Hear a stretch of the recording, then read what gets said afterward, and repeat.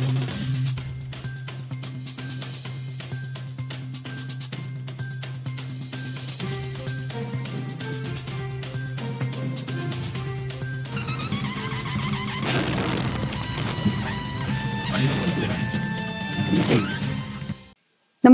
आपण पाहता Hirkani news. Hirkani news प्रत्येक क्षण ताज्या घडामोडी आणि महत्त्वाच्या प्रत्येक बातमीसाठी नेहमी तत्पर. नाशिकमध्ये मास्तराचा 22 वर्ष सुरू होता गैरप्रकार. बनावट कागदपत्राच्या आधारे वेतन घेणाऱ्या 11 शिक्षकांवर गुन्हा दाखल.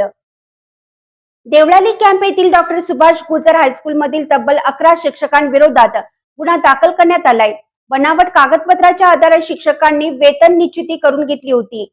या संबंधित शिक्षकांनी आवश्यक शासकीय मान्यता आणि अधिकृत पत्रव्यवहार नसतानाही कागदपत्राचा आधार घेत वेतन निश्चिती करून घेतल्याचा आरोप करण्यात आलाय.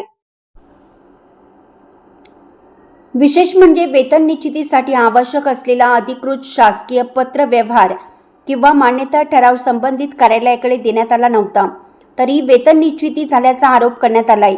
यामुळे केवळ शाळा व्यवस्थापनाचीच नव्हे तर शासकीय यंत्रणेची आणि सार्वजनिक पैशाची फसवणूक झाली का, असा प्रश्न या प्रकरणातून उपस्थित झालाय. शिक्षण क्षेत्रात मोठी खळबळ.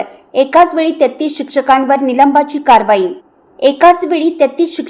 निलंबनाची कारवाई करण्यात आली असून 65 शिक्षकांची वेतनवाढ रोखली.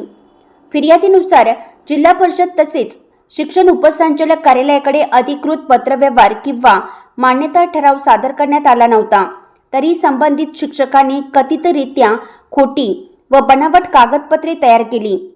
या कागदपत्राच्या आधारे वेतन निश्चिती करून घेण्यात आली का, त्यातून नेमका किती आर्थिक लाभ झाला आणि या प्रक्रियेत आणखीन कोणाचा सहभाग होता, याचा तपास आता महत्त्वाचा ठरणार आहे.